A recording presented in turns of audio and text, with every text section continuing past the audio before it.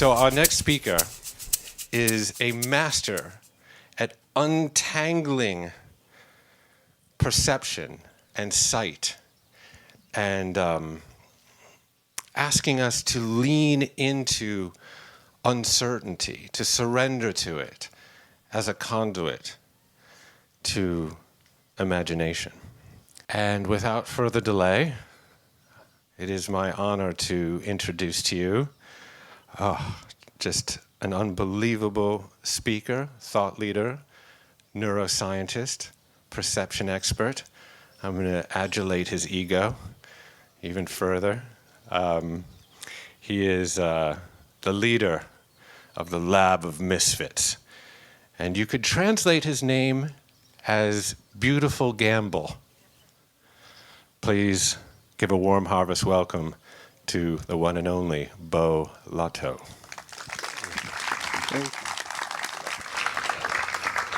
Good morning. Ooh, can we have it down a bit? And up there. So we're going to start, down a little bit more, please. Could we do a game? How many bears do you see? At least 2. 3. Brilliant. Okay. Do I hear 4? 4. 5.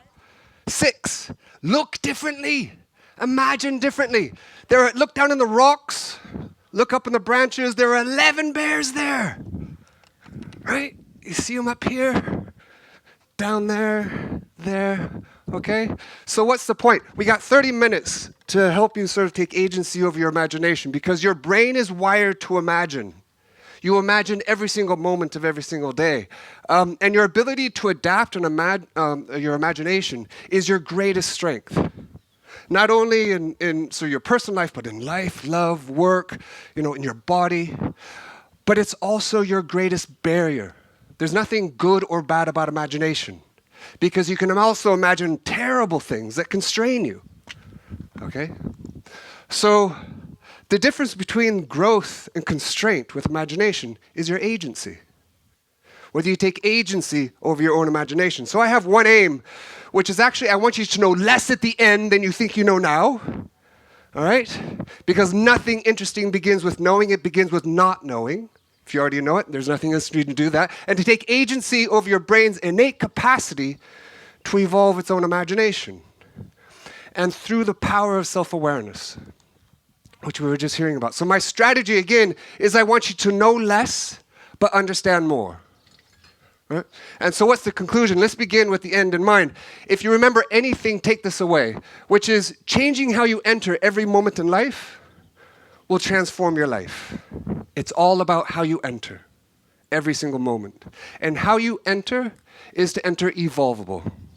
So we're going to unpack that for the next 30 minutes. What is the fundamental challenge that we all evolved to solve? Every living system evolved to solve one challenge. It's the challenge of life. What is it? Sorry? Multiply. Yeah? What else? What is it? Survival. So what is the barrier to survival? What's the fundamental challenge?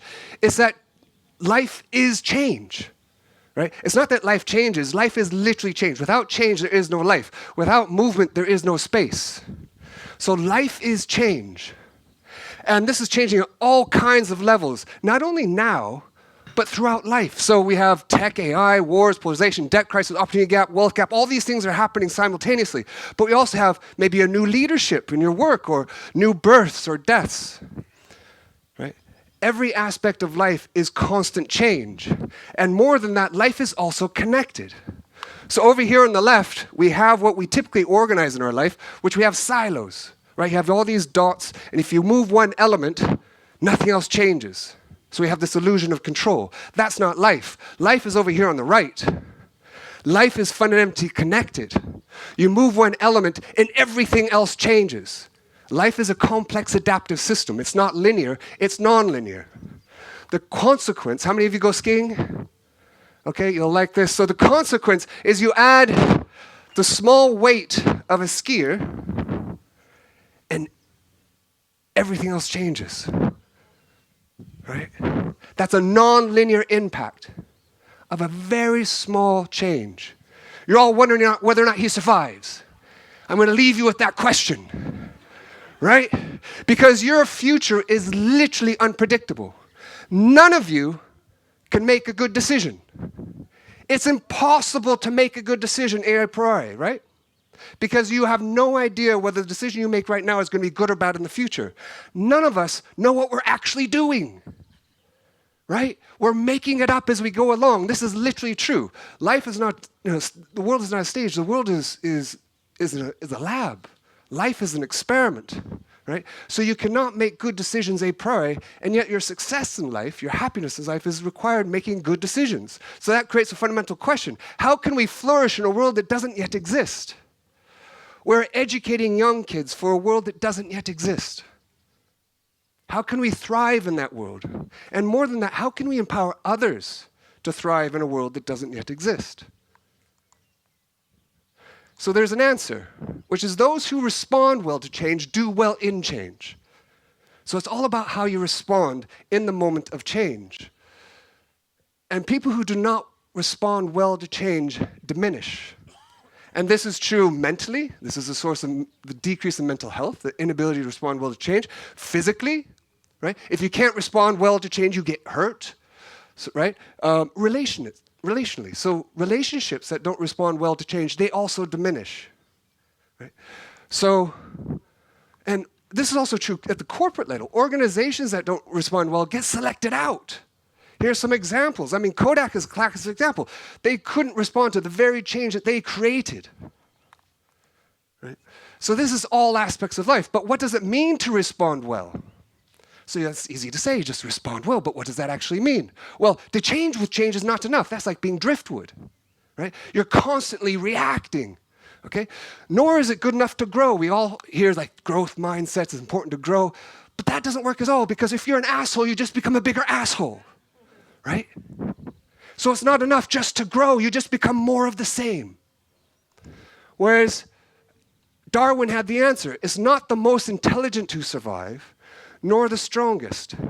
It's the ones who are the best able to adapt and adjust to a changing environment. So to respond well to change is to evolve. And to evolve is to expand, to complexify. Not to complicate, but to complexify. To find diversity, and then to find integration across that diversity. That's what nature does. Okay? The consequence of that is if you're in a point, okay, and there's no place for you to go, if the world changes, you get selected out. So we try to engineer a life to make sure that that point makes sense. But if I expand myself, I can now move forward or backward. I'm on a line. Or maybe I'm on a plane, I can forward, backward, right or left. Or forward, backward, right and left, up and down. So every time I expand myself, I increase the degrees of freedom in which I can respond. Okay? And that is the source of your resilience, your agility, even wisdom and freedom. Freedom lives in having higher degrees of movement. That's the point of yoga, to increase the dimensionality in which your body can move. But we have a fundamental problem. So to respond well is essential. To respond well is to evolve. The problem is we focus on what we cannot control.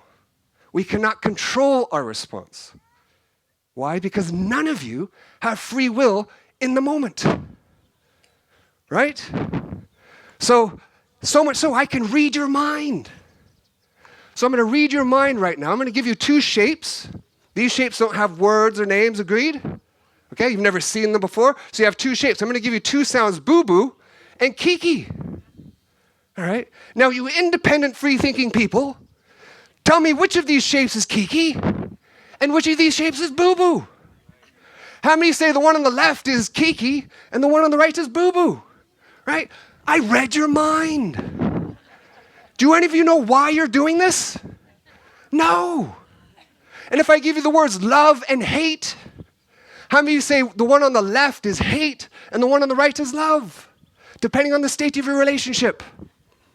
Some of you might say, I don't know, maybe the one on the left is love, right? So we don't know why this is happening. We think it has to do with pain. Because if I prick your hand and I say the word hate, I activate the same part of our brain, which is pain. Hate is painful. Your brain encodes the meaning of information, not the information. But the point is, all of you gave the same answer reflexively. Which means if I tell you to raise your hand, go ahead and raise your hand, put it down, who raised your hand? Was it me or was it you? And if I were to record the activity in your brain, the part of your brain that's responsible for your hand movement happens before the part of your brain that's aware that your hand is moving. Conscious awareness happens after unconscious action.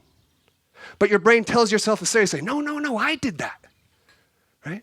But it's exactly opposite. So how do we take agency over your own evolution then? If everything you're doing at the moment is a reflex. And there's a solution. The solution is that how you respond in the moment reflects how you entered that moment. Right? I'll give you an example. Imagine, you're going to be picked on today, right? Okay, imagine that we're entering a moment, and you're entering with, you're entering grateful, and I'm entering with entitlement. Do we agree that we will respond differently in that moment? Yes?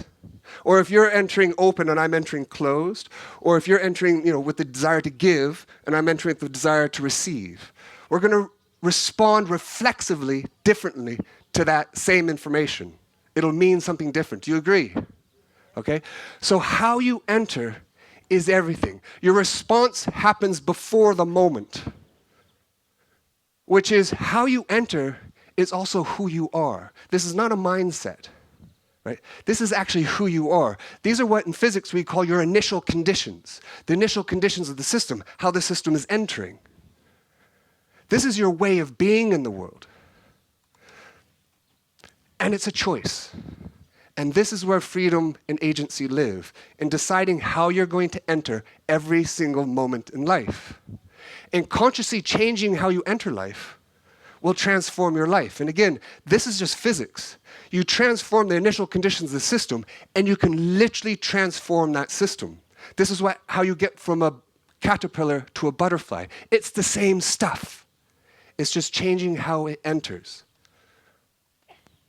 What's more, how you enter will also shape the quality of the life of those around you.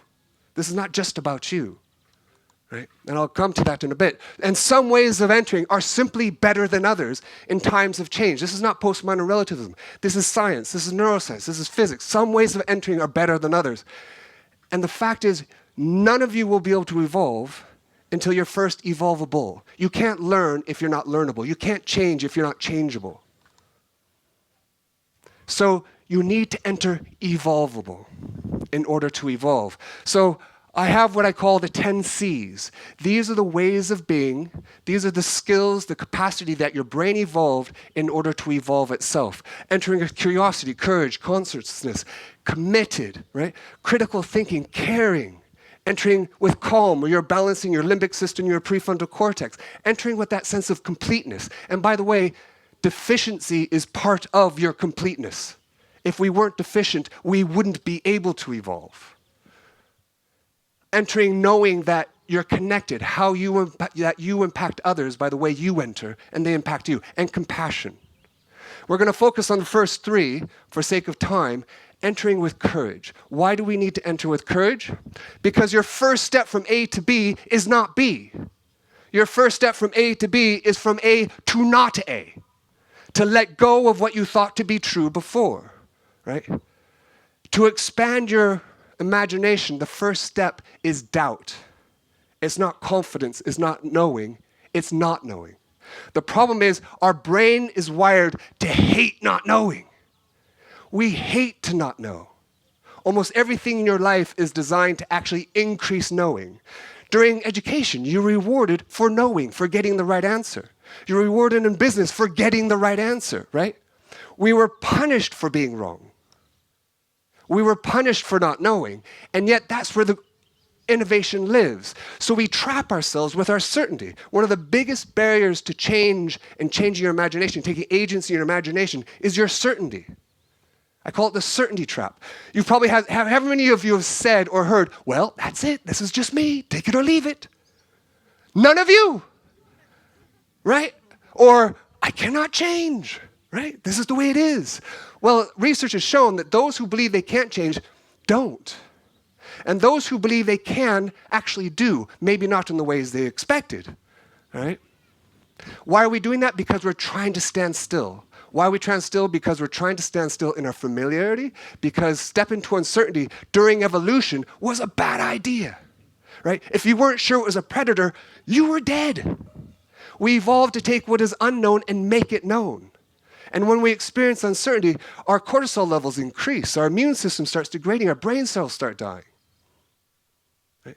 So I'm asking you to go to the very place your brain actually evolved to avoid, which is not knowing. In fact, we will even punish questions and the questioner. Right? How many of you have been asked a question? It's like, well, why are you asking me that? What are you implying? Right? We punish. How can I understand you if I don't ask you a question? But we respond often with defense, and we try to control ourselves and others through anger and shame in order to stand still. We would rather be in a situation that's bad for us than a situation that's unknown. You've all heard the phrase, the devil you know is better than the devil you don't. That's rubbish. It's just another devil. It's just a familiar one, right? So what empowers us to let go of certainty? Where do you actually love? Because evolution said, well, it's dangerous if they ask questions, but on the other hand, they won't evolve if they don't. So let's give them a brain state that loves not knowing. Where do you actually love not knowing? Where you seek it out in uncertainty. Where do you love it? Traveling is one example, depending on how you travel. Sorry? Presence. That's an example of a situation in which this is happening. It's play. Play is literally evolution's solution to uncertainty. This is why play evolved, right? It's intrinsically motivating when you play. You get intrinsic reward when you play. I mean, look at this wonderful image on the right here. He's got a welly on, and he's putting water in the welly. He's turning his welly into a bucket. He's taking the water with him rather than preventing the water from coming in. Right? He's seeing the world completely differently. Play has no intention other than to play. And the most successful animals in the world are the ones who actually play to adulthood. This has sound, if we can turn it up. Do we have the sound?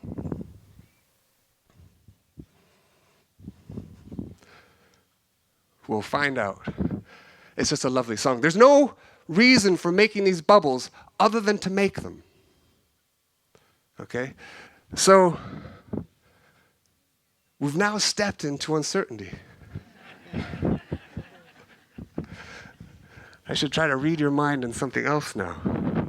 All right? By the way, everything I'm talking about here, if you want to see how it's truly embodied, it's the tech people. Right? They are constantly having to adapt, evolve, and actually do so with grace, because if they're stressed, it makes everyone else stressed. Do you have it?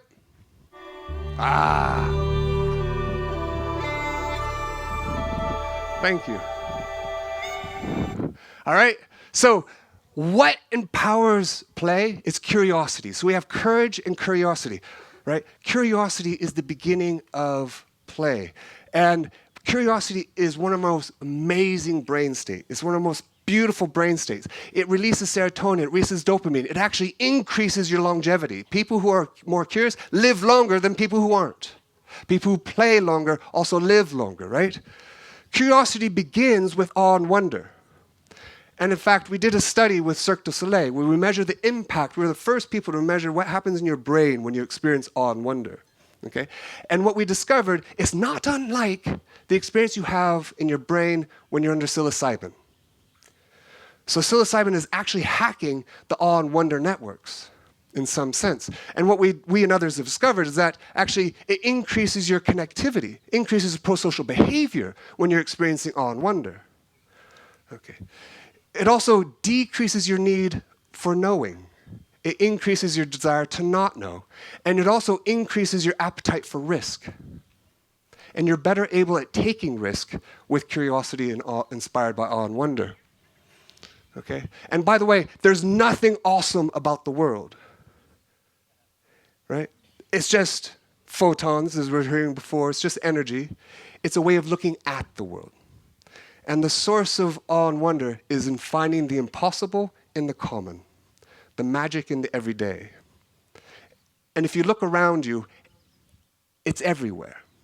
But it's how you look at the world. It's not a description of the world. Right? It's how you enter. But what needs to evolve? And the answer is your imagination. And I say imagination and perception are exactly the same. We were hearing this in the introduction. Your imagination, perception underpins everything it is you. Not just the colors you see, but the clothes you wear, the people you fall in love with. Everything's grounded in your imagination because to perceive is to imagine. Hence, the other C, which is consciousness. To enter every moment conscious. So, agency begins with consciousness. It begins with awareness. You have no choice until you know you have one. Right?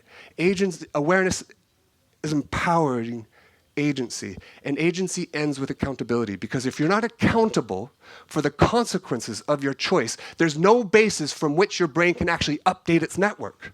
If it's always someone else, there's no learning, there's no adaptation, right? Fundamental agency is accountability.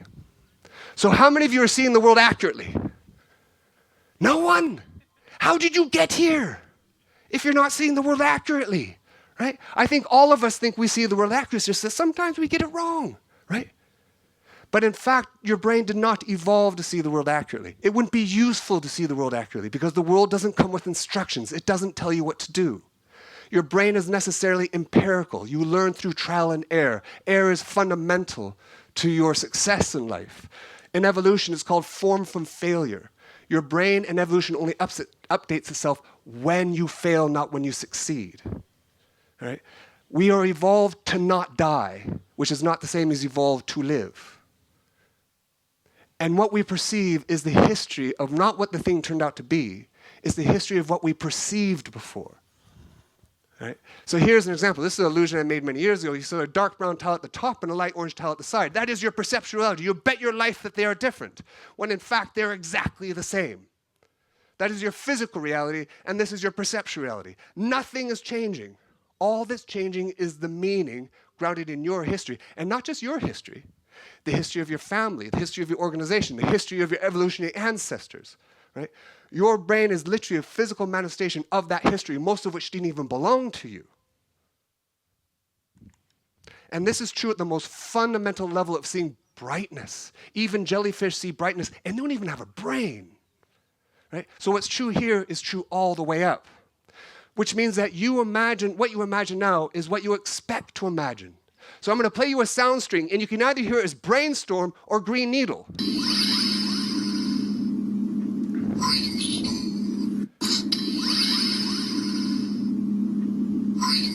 How many hear green needle? Try to hear brainstorm. Now try to hear brain needle. Brain needle.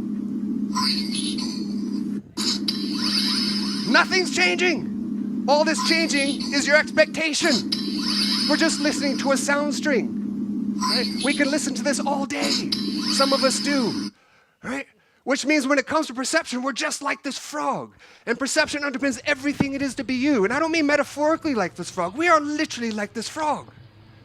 Right? Getting information, generating behavior is useful in the past, and doing so again.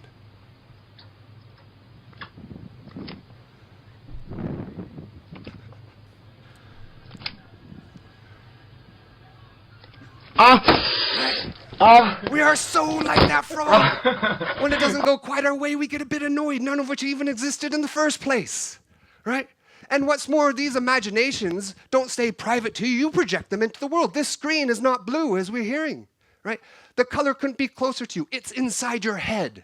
It's projected outward. You color the world in the same way you color other objects. So here we have two triangles and a circle, meaningless shapes until we put them into motion. And now you're going to project a meaning onto them. And you can't help but do so. You hate that big triangle. Right? And you're feeling bad for the little guy.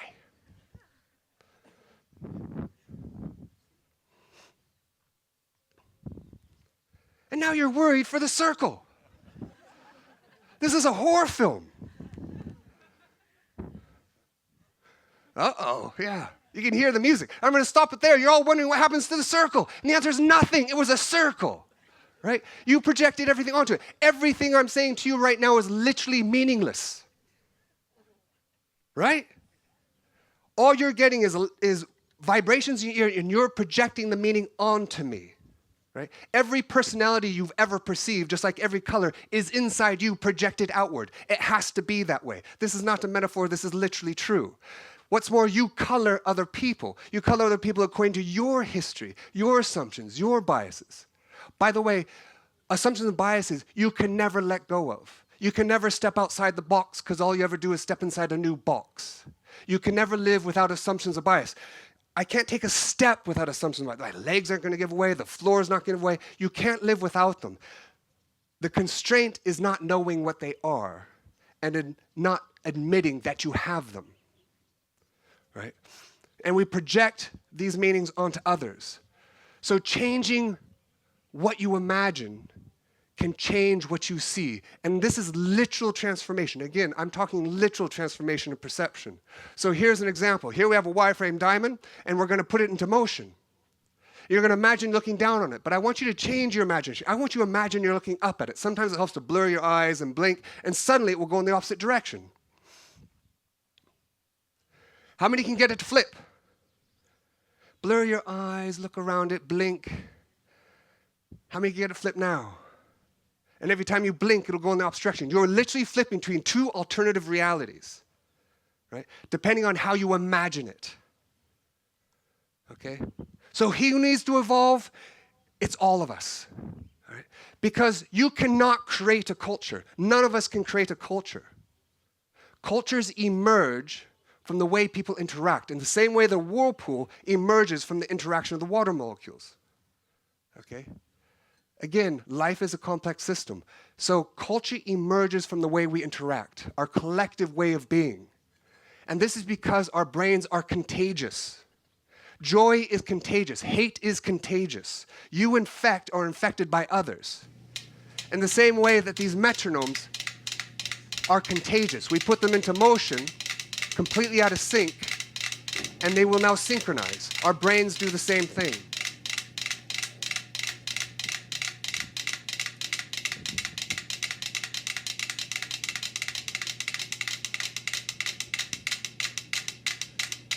Isn't that amazing? You are both the metronome and the board. Right?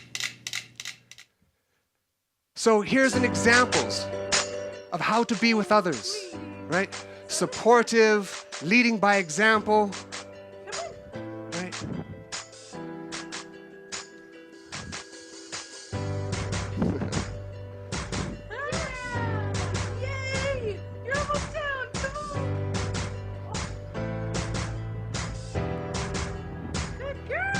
Here's the next one, right? Notices, looks up for reassurance here, right there, looks up for reassurance. Okay, everything's good, right? Right? Are you the dog or the cat? Right? Right? Because the culture begins with you. How you enter every single moment gives permission for others to enter in the same way. Right? If you're entering as asshole, you're saying, well, that's okay to be like that here. And your brain will then redefine normality, and that will become normal, and everyone will be entering in that way. You give permission to others and how they can enter by how you enter, because your brain is contagious. So the power of the pursuit of self-honesty as opposed to my truth. Right? Self-honesty and my truth are different things. If your anxious attachment strategy, people leave me, that's your truth. Your honesty is you push them away. They're not the same thing. So the pursuit of self-honesty, as Solzhenitsyn says, live not by lies.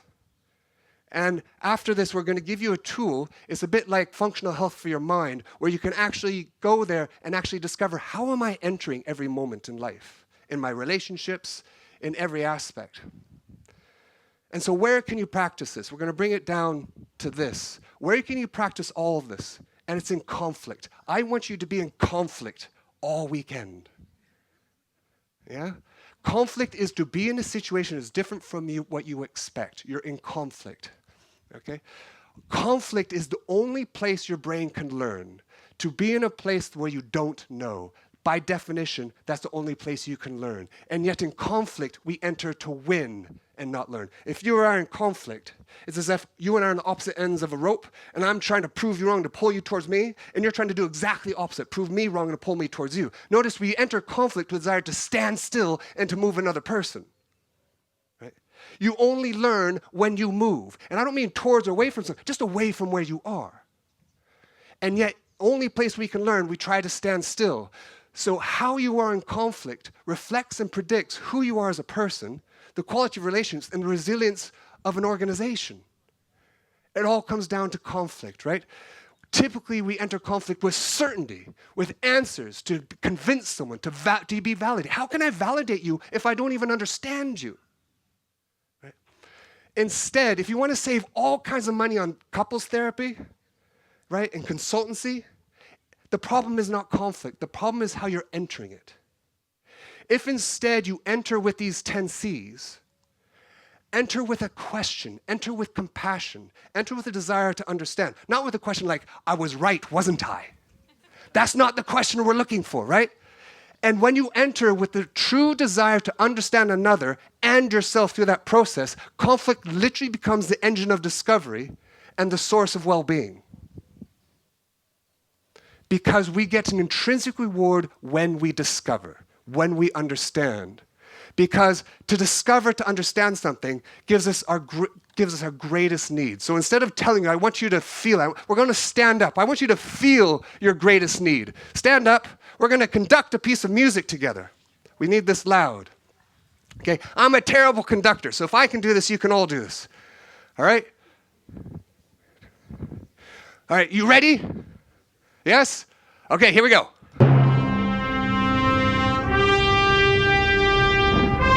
Conduct. Right, you can feel where it's going.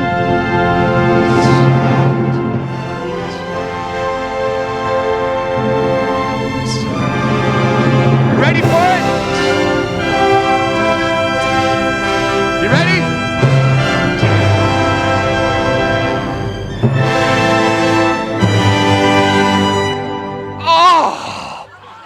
We need closure. We need closure. Sit down. We need resolution. Our greatest need is resolution. Right? All right, so this is what DJs do, right? They ramp up the music, right? They give you, build it up. And then they give you closure, right? We're not the only ones who need closure.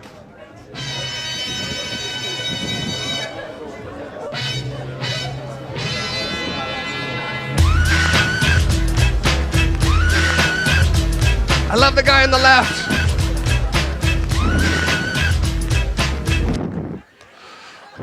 All right, so let's just wrap it up then in 1 minute. Most of us, unfortunately, do not and will not choose agency in our own evolution, okay? And this comes down to a choice. And I want a show of hands on this. Are you going to stay on the loop, or are you going to enter the spiral of evolution? How many are going to stay on the loop? How many are going to enter the spiral of evolution? Yeah, evolving, great. Okay, so we're going to finish with this thought. I'm going to leave you with one thought, which is the second law of thermodynamics. Energy is neither created nor destroyed. What that means is that life requires the addition of energy. In every moment in life, you only have one choice to make.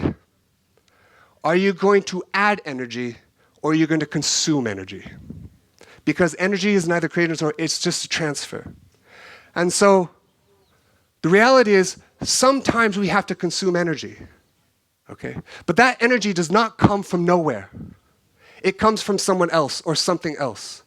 So when you consume that energy, be grateful, because someone else's energy is being diminished in service of you. So I'll leave you with that thought. Thank you very much.